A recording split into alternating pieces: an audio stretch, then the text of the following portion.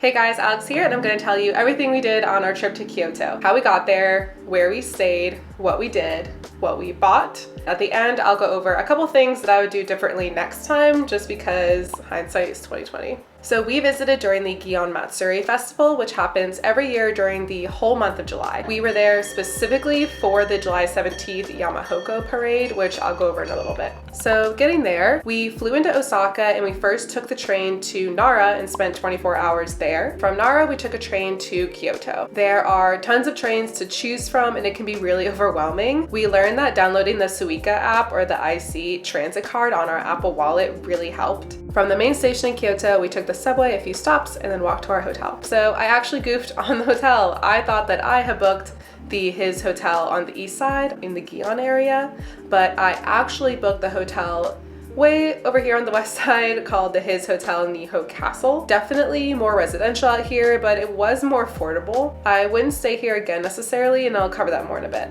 Moving on to the fun stuff about what we did. We got there on a Saturday night and went straight to the Pontoko area to find food and drinks. We really liked the little streets and we went to a few places randomly, and I really don't think you can go wrong. We had a good time at the beer bar Miyama 162, but I think anywhere you go, you'll have a good time. On Sunday morning, we woke up and went on our Airbnb tour of the Nishiki market. The market has a 400-year-old history. It's a covered arcade known as Kyoto's Kitchen. With over 100 shops, there was a lot of prepackaged food and also a lot of food that was ready to eat, as well as kitchen supply stores. Our guide also brought us to the Nishiki Tenmangu Shrine, a Shinto shrine right inside the market. There's a bronze cow statue there, and from what I understand, if you rub its head and then rub your head, it transfers some knowledge or wisdom to you. So, I gotta do what you gotta do. We'll see if it works. And then I also got my fortune because I literally cannot resist getting my fortune every single place I go to. From there, we went to the Heian Shrine. It was built in the late 1800s, but it's a scaled down replica of the old imperial palace from the 400s. There's one of the largest torii gates in the country, and then inside there's a beautiful garden known for cherry blossoms in the spring. There's also these cool stepping stones that Scarlett Johansson crossed in the movie Lost in Translation. At 3 p.m. we took a train to the Fushimi Inari Shrine, which if you've done research on Kyoto, you know that it is the shrine to go to. The path up the mountain is lined with hundreds of torii gates, and it's a beautiful place to spend a few hours, take a lot of pictures, of course. Along the way, I also got my first little souvenir, this cute little picture. I took a picture of the artist, so I'll put him up here too. I know the guides say to get there at 5 a.m., but we are not those people. So we got there at 3:30, and I will say it was a little bit crowded at the bottom, but the more you hiked up, the more the people kind of thinned out, and we were able to get pictures without any people in them, no problem. I will say that in mid-July, it was so hot. People were dropping like flies, actually. I'd bring your own water and a sweat towel and just be ready to rest and take care of yourself because it was so hot. We walked up only to the halfway point, and we got a good little view, and it was so hot, and we're like, cool, that was fun. Let's go back into town and see what's going on. The hub of most of the activity was the Yasaka Shrine and the whole street leading up to it. It was definitely really crowded. I think probably more crowded than usual. We walked around a bit before deciding to veer off from the main road because it was just too much. So we decided to go to the Ninenzaka pedestrian area. It's known for its classic architecture and tea houses.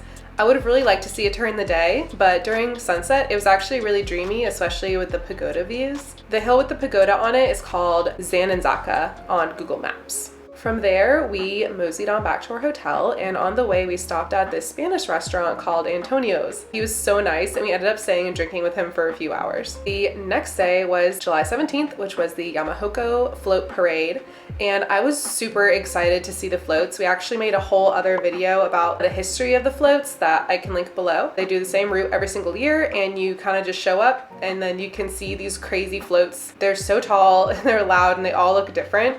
And it's just kind of like an exciting atmosphere to be able to see them.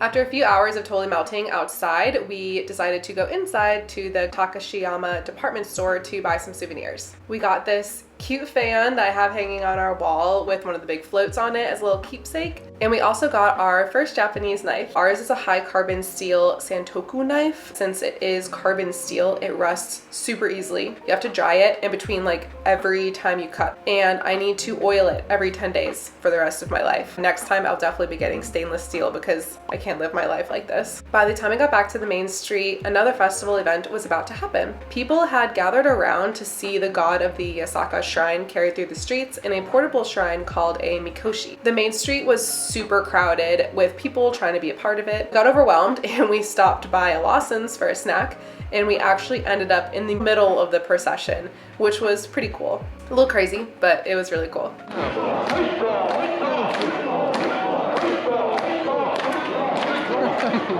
Unexpected parade.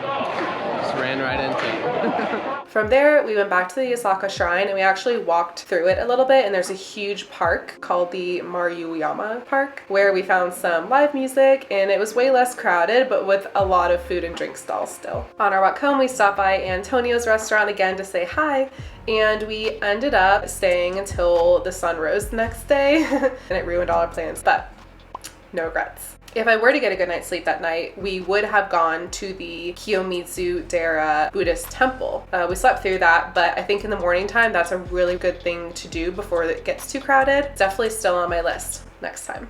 Later that day, we flew out of the Osaka Kicks airport. While there is a JR train that you can take, we actually decided to reserve a bus instead. I can link the website below. It was a similar cost and took about the same time, but I don't know, we just really felt like chilling on the bus and falling asleep and not worrying about a train. All right, let's get into some things that I would do differently the next time we go to Kyoto. I would stay closer to Pontocho or Gion. Anywhere in the yellow part of the Google Maps, that's where the good stuff is. Things are pretty spread out there, and we walked like way more than we thought we were going to in Kyoto, so make sure that you have the right shoes for that. While there is a subway, it's not close to everything that you're gonna wanna go to. I would say take out more cash than you need, because a lot more places were cash only than what we were expecting. The next time I go to Kyoto, I'm gonna plan a good little half-day trip outside of the city. Going to the Fushimi Inari Shrine was really great. I know a lot of people go to nearby Arashiyama to see the bamboo forest and the monkeys and things like that. I'm trying to go north to Kifune and Kurama. There's a hike you can take between the two towns and it looks so nice. I'm sure you've seen the videos of people with their chopsticks catching noodles out of this bamboo shoot river situation. I think that that's all happening in Kifune. I need to go do that, and it's definitely on my list. I'll leave a link to a website all about the hike below. Most importantly, you have to be flexible, especially during the festival season. There's gonna be so much going on that you're not really gonna know about. You'll just see people crowding around. Half of them probably don't know why they're crowding around, but everyone else is doing it. And if you wait long enough, something's probably gonna happen. Sometimes the most memorable part of your trips are the ones you don't plan for. That being said, during my research, I did have a lot of places saved on my maps that I didn't get to go to, so I'm gonna leave a list right here for you guys to screenshot if you want. Thank you guys so much for watching. I really hope that you found this helpful when you're planning for your trip to Kyoto. Have lots of fun, and we'll see you in the next one. Bye.